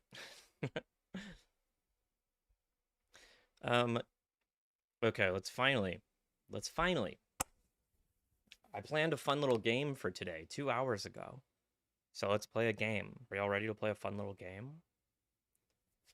Okay. So this is the trans epistemology thing I was thinking about. It's interesting to me how confidently a lot of transphobes believe that they can look at me from the outside and believe that they have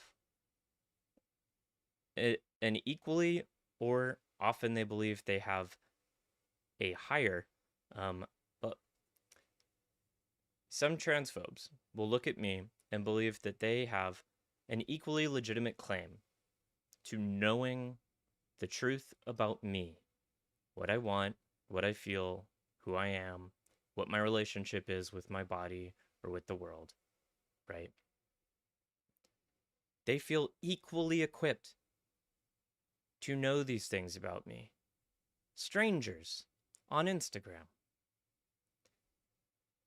Or sometimes they feel like they have an even greater understanding of me than I do. People who say, you're an autogynephile, right? Whatever you tell yourself, this is what's actually going on in there. People who've never met me saying shit like that. People saying, ooh, you must have had a terrible relationship with your family. I'm sorry. I didn't. I have fantastic parents.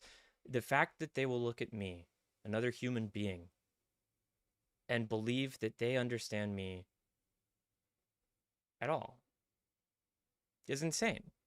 Epistemologically, it is so strange to approach another human being that way. And oh, I don't like that. I don't want the question thumbs up. And I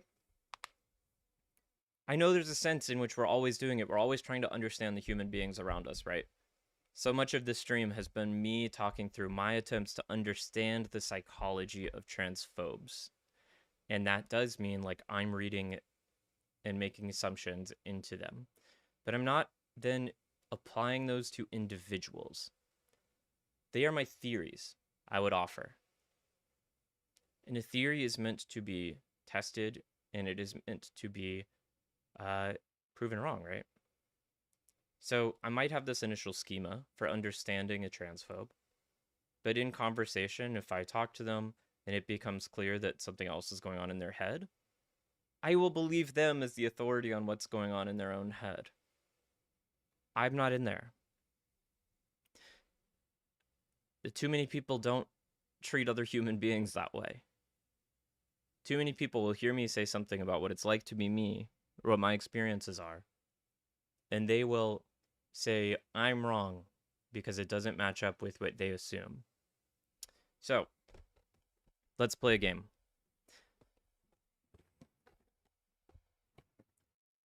My friends, what is inside this box? I'm going to hold it. I'm going to spin it.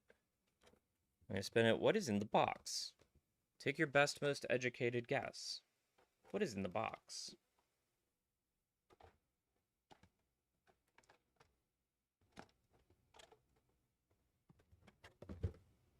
I'm going to wait. I'm going to wait for some guesses.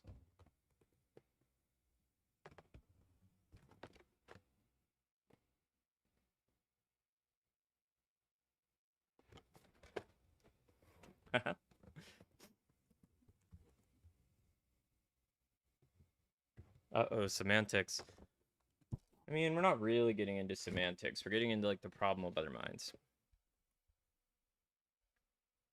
Glitter. Who's to say? At least a little air. That's a good guess. Saltines. The label indicates saltines. Potentially an entire cat could be in this box. And Eve says, you know that you'll never really know. Well, Eve, all you gotta do is ask me. Because I can, unlike you, I can open up the box and I can look at it. I can look inside it. You know? You can't. You can ask me questions. What would you like to know about what's in the box? Let's try to figure out what's in the box together. T is the obvious answer, says Joe Berlin. I think you should know that this is a brand of cracker in the United States. So I don't know why tea is the obvious answer, unless you think that all boxes should be used for tea, which is fine. Is there air in the box? You're very sure of that. Yes. 3 cat heads. Well, that's fucked up. No, there's no cat heads in the box. Just tell you what's inside? I can try to describe it. What's in the box? I'll tell you what's in the box. The box is empty. The box is not empty. There is stuff in the box. What is in the box, says Hannah. All right. Let me tell you what's in the box. It's a loaded question. Why is it loaded? Because I know and you don't?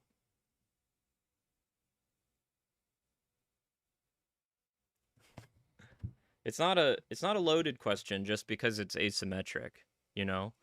Like, I have access to this, but there are items in this box that I can see and that you can't. And we're trying to figure out what they are. Is it edible? Yeah, there's edible things in the box. I would say it is probably closest to 2 items, but maybe a lot more than 2 items. I see the colors kind of white, and I see sort of a tan, like a tawny tan. These are good. Let me do my best to describe it. Now we've played this coy game long enough, so let me just describe what I see. There are indeed saltines. There are indeed saltine crackers in this box. There is a whole unopened sleeve of saltine crackers in the box. Do you believe me? That's the fundamental question, right? Do you believe me that there is a whole sleeve of saltine crackers in this box? Because I could be lying to you. I could be playing a little trick. You do believe me, says Philosimoth. Flossmouth just wants the saltines. Mm-hmm. You wanted it to be a surprise? Well, Carlisle, what do you mean by that? You're disappointed that there's saltines in the box of saltines? It's loaded because I'm making a point. Based on the sounds, you're not sure you believe me. Do you want to assume that I would lie? These are all good questions. Now, do you want me to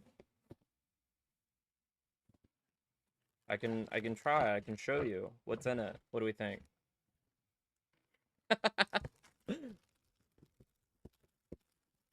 Yes, my friends, I will not hold you in this any longer. There is in fact a sleeve of saltines in this box.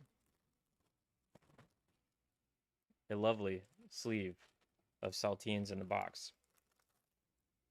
Now the question is, what else is in the box? What else is in the box? And here's what I can tell you about this one. The remaining object in the box is very important to me. This was given to me by my mother when I was 14, and this became a very, very fundamental part of my experience of the world, of life, of reality for the next years. This wasn't a big gift, wasn't an expensive gift, and at first I wasn't super into it, but over time I grew to completely love it. I grew to immerse myself in it, and it allowed me to escape from the parts of reality I didn't like as a result of the item in here.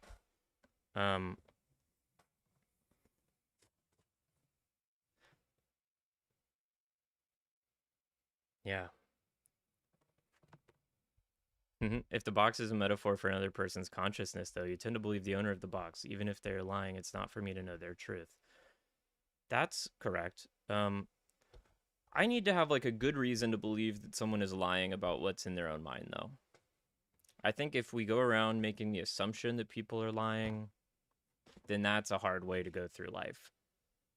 And I think that's this kind of like British Isles feminist turf style of transphobe is, I think, in that position where they're so suspicious of everyone fundamentally that they don't trust. And I think that's hard. I think that's a painful way to go through life. Doesn't seem like to me that they're happy people. They seem scared and they seem angry and cruel. My girlfriend is currently working a gig, and she just texted me, LeBron James is fucking tall as shit. I don't know how he fits in his car, like, genuinely. So there you go. I'm going to trust her that LeBron James is tall as shit. Yeah, I mean, a lot of people don't really look in their box. A lot of people make assumptions about what's in it, or they don't recognize the air. Like you all pointed out that there's air in the box. I hadn't considered that. It's true. There's air in there, and I just made that assumption that it was there. I hadn't recognized it. Now, what is in the box? It is a book. It is a book. This is, in fact, my original copy of Robert Jordan's The Eye of the World, Book 1 of The Wheel of Time, that my mom gave me the summer after 8th grade. And I've read this whole series so many times now. I loaned this book to my best friend Mary Lou, and she read it, and then she read the whole series. And then Mary Lou and I started a Wheel of Time based YouTube channel called Maidens of the Spear. And via that Wheel of Time based YouTube channel, I was introduced to some of the people who are watching this very stream. You see my Instagram is new, but the YouTube channel that I'm also streaming to this to used to be the Maidens of the Spears YouTube channel. So most of the people who are subscribed to that channel are actually subscribed to me for Wheel of Time content.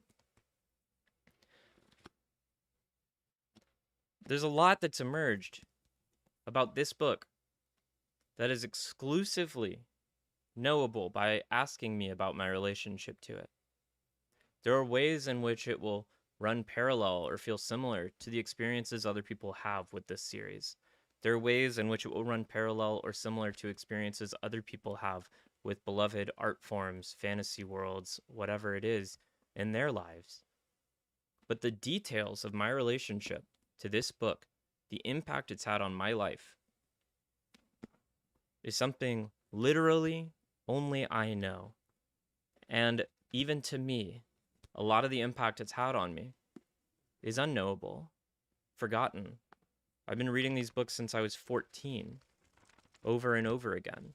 I spent my formative teenage years on tarvalin.net. How much of how I see the world is informed by how Robert Jordan saw the world? I don't know. But I know more than you do. And yes, this is a big elaborate metaphor, of course, for gender and for the internalities of our own specific personal experiences that nobody else has access to. And this is what this is what I think about when this is what I think about when some stranger on the internet, I guess it gets back to the very first question I was asked of like, how do you handle, what is it that you do to help it from feeling personal when you encounter transphobia on the internet? Those people aren't saying anything about me.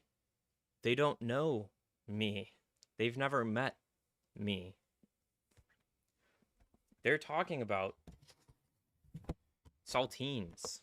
They're making comments about what they assume I am based on what they've been taught about what to expect from different boxes. And there is so infinitely much more to me than what they assume. So it doesn't matter. And they could learn a lot about me, and we could have fantastic conversations if they were interested in learning, if they wanted to know me as an individual human with a completely unique set of experiences. No one else has lived my life. I have not lived anybody else's life. Why would we assume to know anything about each other until we've had conversations and asked? So your dad gave you the full series of the Wheel of Time and you haven't read it yet. You're moving soon and need to decide what to take with me. Should you take the full Wheel of Time series and why? Now, whether or not you should take the books has to do with whether or not you'd be okay listening to the audiobooks or reading the ebooks. And also, like, which versions? Are these, like, first prints? Keep those. Those are great. Or find someone who would love to have them. I'm sure someone would. If you just, like, went to Barnes & Noble and bought all the new printings of them, then I'd just give them to someone. Donate them. Free library. If it's an important part of your relationship with your father that he gave you that gift, if he has an important relationship with the series, and by reading it, it would help you to feel more connected to him, and therefore it might be important to you to have the physical copies that he gave you, because that you have that kind of relationship with books, then keep them. But I don't know you, and I don't know your relationship with books, or your preferred style of reading, or your relationship with your dad, or his relationship with the Wheel of Time. So I can't answer that question. That's the whole point, right? You are a full and complex human being, even though you look like a profile picture and a username to me. Game number 2. What's in the bag? Oh yeah, that's one of those like meme words that gets passed around. One of those like emotions or whatever. You didn't derail it. There is no derailing. This is the whole point of this. I don't have a script or anything. I have loose plans that I'm testing out. What is in this cute little bag covered in sleepy little Pokemon. They're so cute. And what is in the bag? What do we think? Pop-Tarts.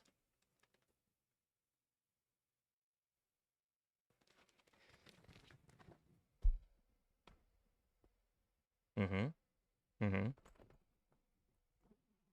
Yeah. Well, starting to feel like a sermon. I mean, what is an Instagram live if not just modern church? It is kind of like a sermon because I'm the only one who can talk. It's kind of weird. Y'all can comment. That's why I like reading the comments and why I don't consider it derailing. But it is strange. It is asymmetric, which is weird. Kind of like our epistemic access to the contents of this bag. There is, I suppose, an objective truth to what's inside this bag. But the only way for you to be objective in any way in figuring it out is to ask me what I think is in the bag. Clearly, there are Pokemon and flowers in the bag, plus a book. Now, there are Pokemon and flowers on the bag. You hope there's something Pokemon related. Maybe a Game Boy Advanced, something of that nature. It's possible.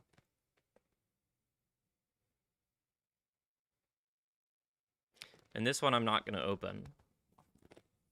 This one is going to stay zipped up.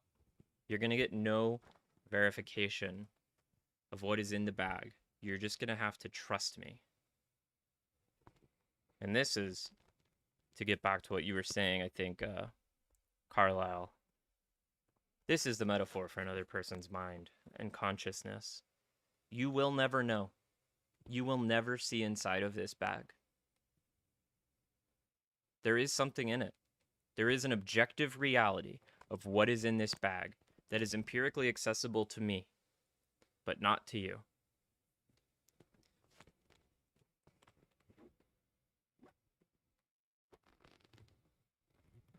And I'll tell you what's in it.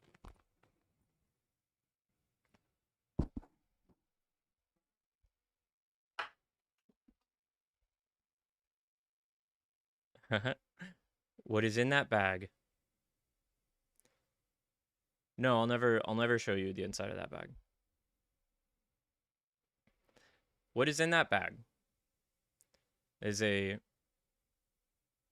first printed copy of The Crossroads of Twilight that was signed by Robert Jordan. My college girlfriend bought it for me for my birthday, my senior year. She had also read and loved The Wheel of Time. It was a huge part of what we bonded over. You see, my college girlfriend and I were a classic showmance. We played a couple in the Gilbert and Sullivan show, The Gondoliers. For 3 months, we sang and danced and acted in love, and after the end of the show, we kept it going. And a big part of why is that those long nights of rehearsals, we would bond by talking about The Wheel of Time. And this was before A Memory of Light had come out, so we would share our theories about what would happen. I believe this was even before The Gathering Storm came out. We would share our theories.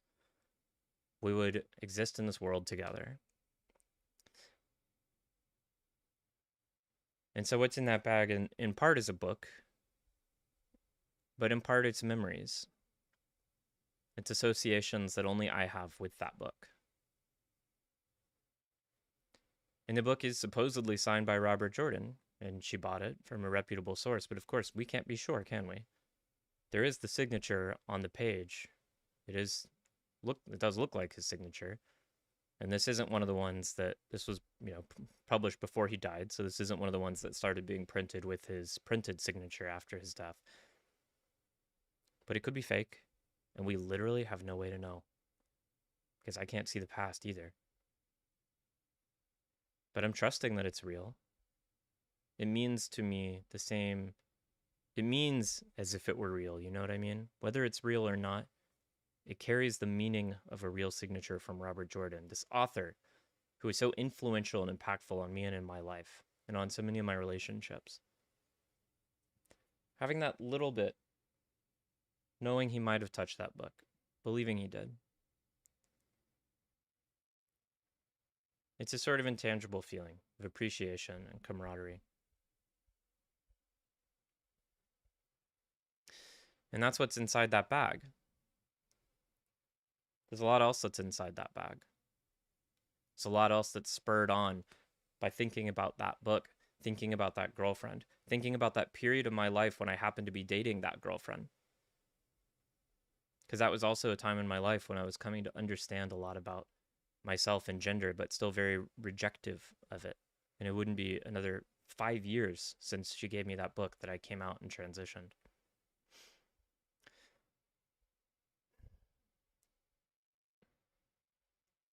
And there's so much in that bag that no one would ever be able to know from looking at it.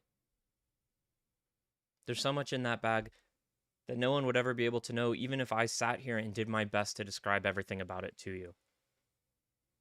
And everything I've said is me being honest to the best of my ability. I might have gotten things wrong.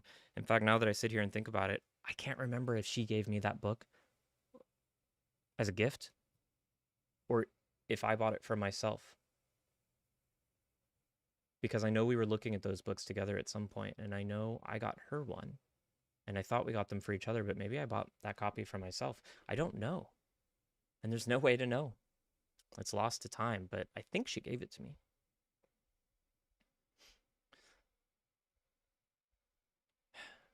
And your awareness of what's in that bag is unfortunately restricted to my fallible human memory about it and my imperfect attempts to communicate about it.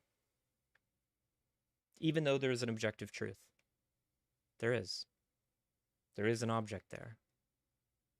You're restricted to accessing information about it this way, but this is the best way you have to access that information. Of course, because it's metaphor and it is a bag, you could track down my address, break into my house, and open the bag. But when we start talking about the mind, that's not doable. You just have to trust me, knowing I might be wrong. Knowing I often am, but trust that the gist is correct. Anyway, that's sermon. That's my most sermony part. Clancy said, you often keep a can of soup in your bag. I often have a can of SpaghettiOs in my bag. Yeah, the gaps in memories are like the holes in fine lace. Biz is already in my walls, which I already knew, Biz, because I'm inside your eyeballs. I see everything you see. Part of the reason you want to make content, says Laser, is because you want people to know what's in your bag. I do too, desperately. Like, that's why I spend so much time trying to explain my experience to people as best and most accurately as I can. I just do so with an awareness that even I, as the best possible like observer and informant about what's going on in my own mind, am an imperfect one. I can't even be objective about that, even though I'm the only one who gets to look. Do I ever consider confronting people who are resistant to this kind of thing on a very basic semiotic level? You'd have to tell me exactly what you mean by that.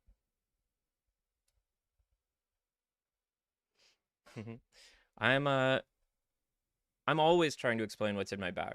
I put a lot of time and thought into it. It's very important to me to as accurately and precisely and comprehensively explain myself to other people as I can. It's why I do this.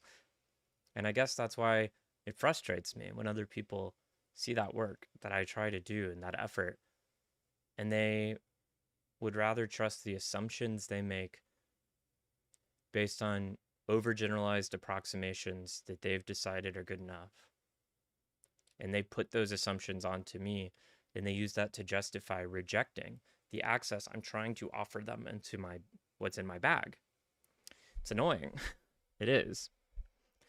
Like, someone calling me a man, I don't care. Someone just like mocking me, whatever, I don't care. I do get frustrated when other people imply that they understand me better than I do, when I'm sitting here trying to help them understand me. Anyways, my friends, that was my big game I had planned for today. Now I'm out of little games. I'm happy to stick around for a few more minutes if anyone has any questions, things they want to ask about. But otherwise, it's been a couple hours. This might be the time when we call it, but I will give a 20-second countdown for interesting questions. Thank you so much, Eve. A 20-second countdown for interesting questions. If you can snag my interest in that 20 seconds. 19, 18, 17, 16, 15, 14, 13, 12, 11, 10, 9, 8, 7, 6, 5, 4, 3, 2, 1. Ooh, Hannah, fantastic. You think I would like Janine Jones's Philosophy of Mind as found in Feminist Philosophies of Mind 2022. Funny story about that.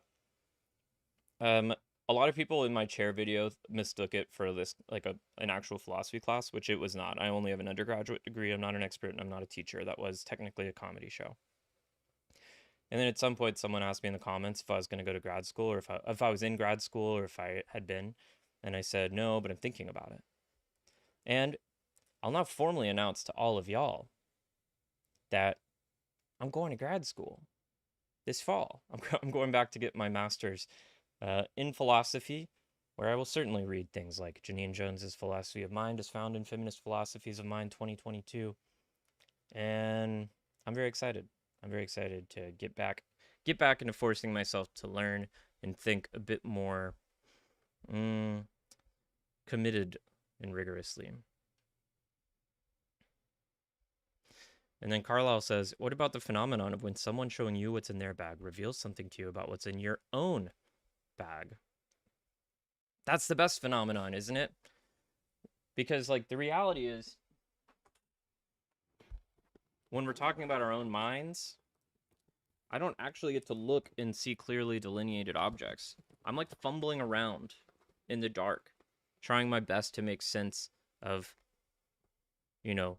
weird lumps and textures and things, and I'm trying to understand them, and the ways I'm trying to understand them are in large part influenced by the imperfect communications other people have used to explain the weird dark lumps in their bags to me. And so, yeah, sometimes someone will describe something about their thought process, or I'll read an essay written by someone and I'll be like, oh, wow, I do think that. That is that feeling I've been having and couldn't quite put my finger on. Like, it is often getting the language from other people and seeing the experience in someone else that allows us to recognize what had previously gone unidentified in our own bags, even if felt, even if quite obviously there. Like, that's a lot of people's experience with gender dysphoria, gender things. Like, we have these feelings we can't put our hands on, can't conceptualize. I had all these loose, associated, undeniable individual facts that I could sense in myself of being 12 and, like, feeling like I was supposed to have a vagina, having distress over that. Other things, all these feelings. I didn't think of myself as a trans person because I didn't have that language and I didn't know that was like an experience that other people had. And the more I learned about other people's experience and the more I read the language they used to describe their objects in their bags to me, it gave me the capacity to make sense of the objects in my bag, to contextualize them, to connect them, and to find meaning in them. So that's the best. That's all we're trying to do, right? Is like, say like, do you have sort of like a spiky cold thing? No, just me? Oh, I got a spiky cold thing. Great. Yeah, you know what I found about that spiky cold thing? Is it gets spikier and colder whenever someone tries to tell me what to do. That's, now that I think about it, that is a pattern that I hadn't noted, but in retrospect, I can identify. Yeah, it's interesting. Oh, I had that pattern. People would tell me what to do and I would get this spiky cold thing. Yeah, I know that one. And you know what I found? I found that was also tied to this other thing in my body, in my mind bag, which was like smooth, kind of smooth and round. And I didn't know that was there. And if I work to ignore the smooth and round thing a little bit better, then all of a sudden when people would tell me what to do, it didn't necessarily invoke the cold spiky thing as much. Anyway, that's all we're doing. Isn't that fun? Isn't that fun? That's all humans are. And we're wasting time inventing state governments and oppressing each other when we should just be sitting around talking about our weird lumps. Crazy. We had the opportunity to just be animals who chilled out and talked about our weird lumps at each other.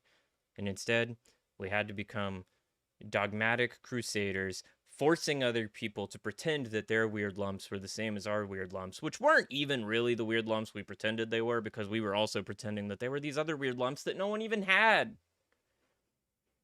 It's frustrating.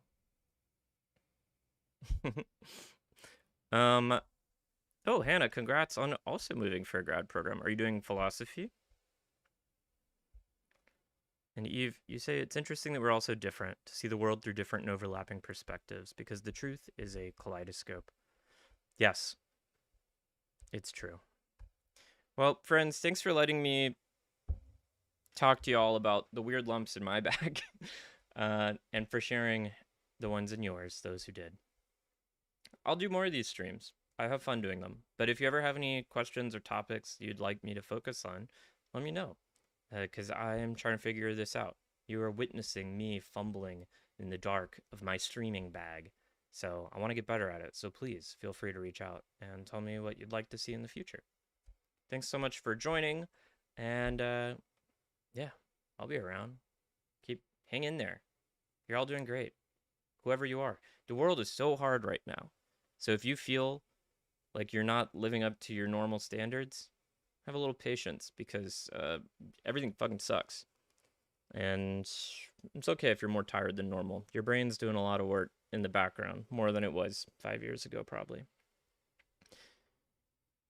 But also find ways to experience agency, get connected to the community around you, and feel like you can be an active participant in that horror and make it a little bit better, even for just the few people in your area, will probably help make it a little bit more bearable too.